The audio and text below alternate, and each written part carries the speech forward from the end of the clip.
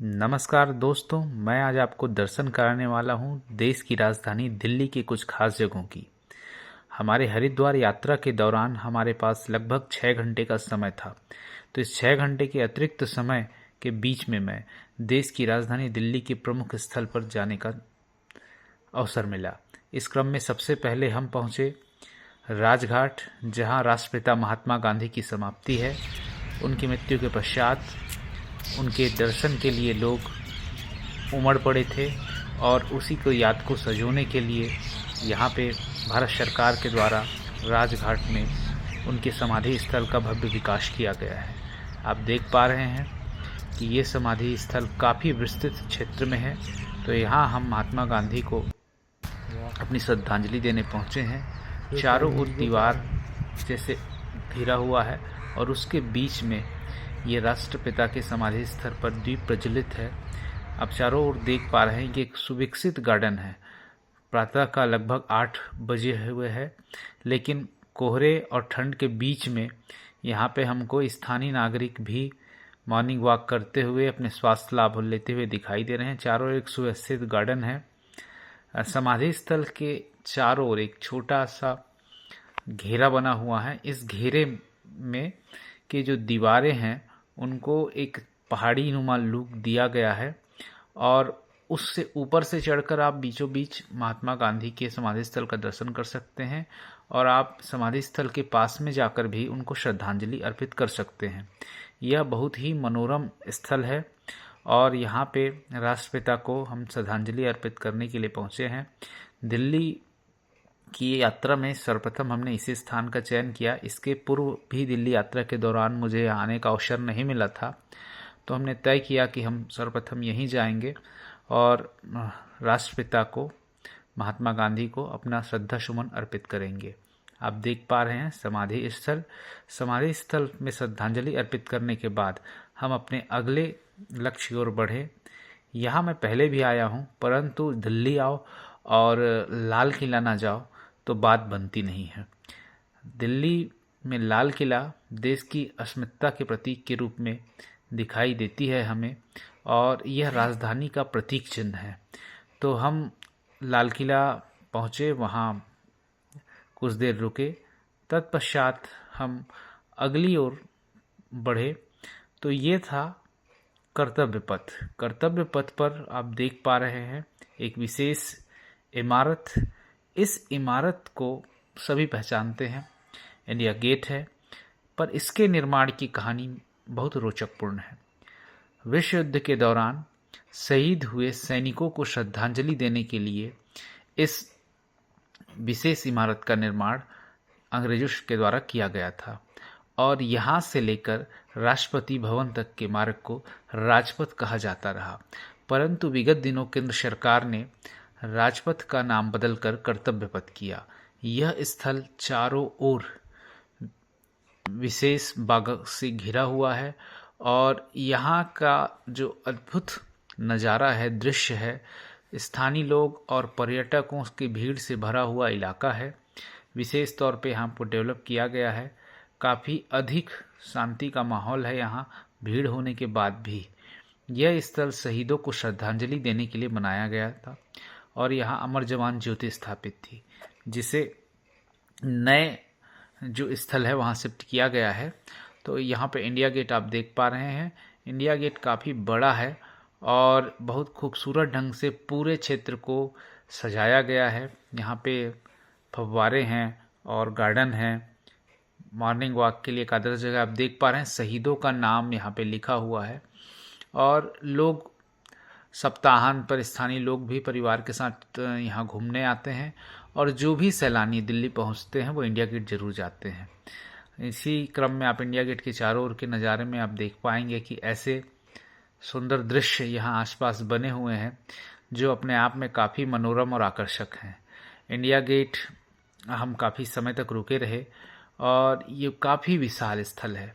India gate की चारों ओर से हम अलग अलग दृश्य को अपने फ़ोटो में, कैमरे में शूट करते रहे। ये पीछे की ओर से देखें तो आपको सामने जो दूर तक दिखाई दे रहा है रास्ता, इसे ही पहले राजपथ कहा जाता था और अब कर्तव्य पथ कहते हैं।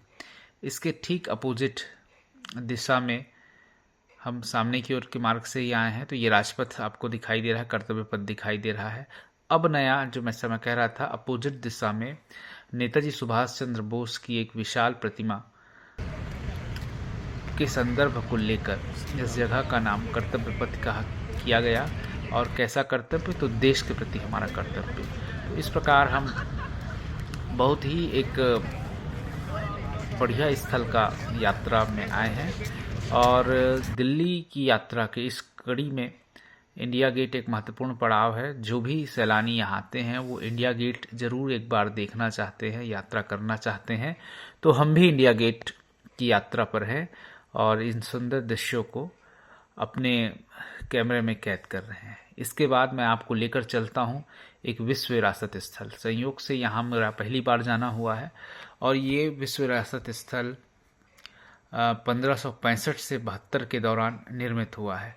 इस जगह का नाम हुमायूं का मकबरा है और यह जगह पुरानी दिल्ली में स्थित है। आप ये जो दीवार देख पा रहे हैं, ये पुरानी दिल्ली के किलों का विस्तार है। हुमायूं का मकबरा एक संरक्षित स्मारक है और ये इसको बहुत ही सावधानी पूर्वक देख रेख और सुरक्षा किया जा रहा है। एक सुरक्षा प्राचीर से घिरा हुआ है, पुरानी दिल्ली किले का ये भाग है। और हुमायूं का मकबरा अपने आप में इसलिए प्रसिद्ध है क्योंकि ये केवल हुमायूं का ही मकबरा नहीं है, यहाँ पे मुगल परिवार के 100 से अधिक कब्र स्थित हैं। तो इसको मुगलों का सैनागार भी कहते हैं। अभी हम पैदल बढ़ रहे हैं, प्राचीर सुरक्षा घेरा के चेकिंग के बाद हम बढ़ रहे हैं। ये स्थल जो है वो ऐसे लगता है कि जैसे किसी छोटे मोटे जंगल के बीच में है। यहाँ बगल में ईसा खान का मकबरा है। ईसा खान का मकबरा भी हम देखने जाएंगे। ये लगभग हुमायूं के मकबरे से 20 वर्ष पूर्व ही बन चुका था। तो ये अलग अलग यहाँ पे छोटे छोटे अन्य पर्यटक स्थल है। ये अरब सराय गेटवे है, इसको पार करके हम जो है हुमायूं के मकबरे में प्रवेश करेंगे। और यहाँ खास बात है कि विदेशी पर्यटक बहुत अधिक आते हैं क्योंकि यह चूँकि विश्व विरासत स्थल है, तो दुनिया भर के लोग यहाँ इसको जानते हैं और यहाँ घूमने आते हैं। इस गेट से हम अंदर प्रवेश करेंगे। ये अपने आप में एक महत्वपूर्ण दरवाजा है। पर्यटक यहाँ पे तस्वीर लेते रहते हैं। चलिए आगे बढ़ते हैं। और ये जो हुमायूं का मकबरा है उसकी खास बातें जब पास में जाएंगे तो हम चर्चा करेंगे ही। अभी आप ध्यान से देखिए, जैसे हम आगे बढ़ रहे हैं तो ये भवन कुछ पीछे जाता हुआ हमको प्रतीत हो रहा है, मकबरा। तो हुमायूं का मकबरा में भी ठीक यही इफेक्ट हमको ताजमहल भी देखने को मिलता है। जो सामने के दरवाजे से जब एंट्री करते हैं हम, तो वो ताजमहल का भवन पीछे जाता हुआ दिखाई देता है। आप देख पा रहे हैं हुमायूं का मकबरा। हुमायूं का मकबरा की कुछ खास बातें इसमें ये है कि ये मकबरा में पहली बार संगमरमर का प्रयोग हुआ था। हुमायूं के मकबरे को देखकर लोग पहली बार जब देखते हैं तो वो ताजमहल समझने की गलती करते हैं। हालांकि इसमें स्पष्ट रूप से आपको अंतर दिखेगा, इसमें लाल पत्थर का भी प्रयोग हुआ है। ये हम मकबरे की में ऊपर पहुँचे जब प्रथम तल पर, तो यहाँ पे ढेर सारे अन्य कब्र दिखाई दे रहे हैं। और इस कब्र के बारे में कहा जाता है, ये सबसे प्रसिद्ध कब्रों में से एक है। ये बाहर है कब्र का, औरंगजेब के एक भाई का कब्र के रूप में इसको पहचाना जाता है।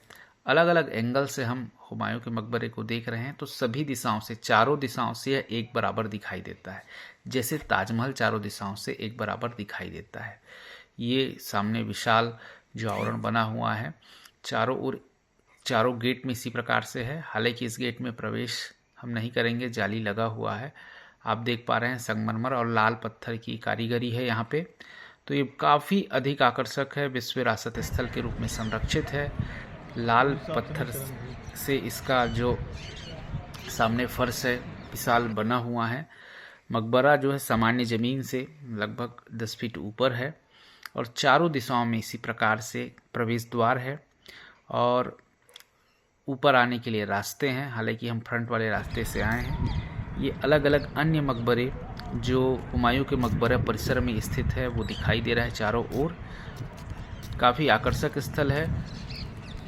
इस स्थल में आप ध्यान से देखिए, ये संगमरमर के जो कार्य हुए हैं, जो डिज़ाइन बना हुआ है, तो ये मुगल स्थापत्य कला के प्रारंभिक नमूनों में से है।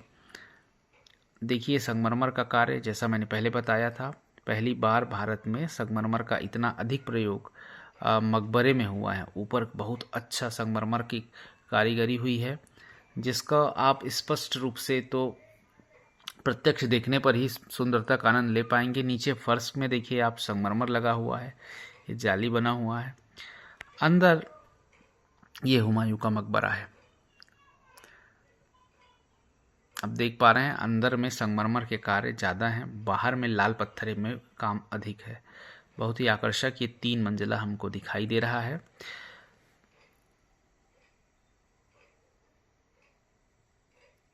अद्भुत कारीगरी है, नक्काशी है।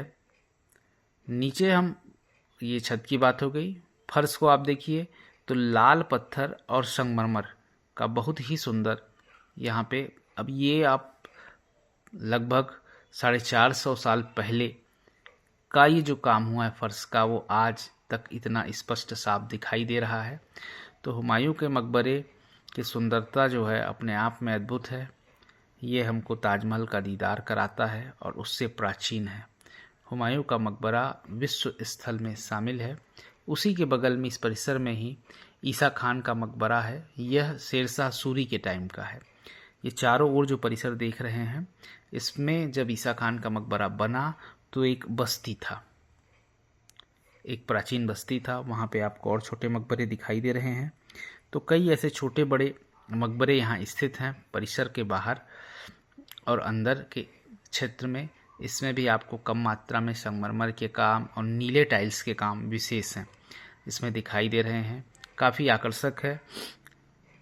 समय का मार यहाँ पे दिखाई दे रहा है और चूंकि इसको संरक्षित करने में विशेष सावधानी बरता जाता है ताकि इसके मूल स्वरूप पर कोई प्रभाव ना पड़े। यहाँ पे पर्याप्त संख्या में हमको विदेशी पर्यटक दिखाई देते हैं। एक और ये मकबरा आपको देख पा रहे हैं। तो चारों ओर ढेर सारे बड़े और छोटे मकबरे हैं। साथ ही साथ जो मुख्य भवन आपने देखा था, ये नीले टाइल्स के लिए अपना प्रसिद्ध है, ये वाला भवन। तो चलिए आखिरी में फिर से आपको हुमायूं का मकबरा दिखाते हुए विदा लेते हैं। कृपया हमारे चैनल को सब्सक्राइब करें प्लीज़।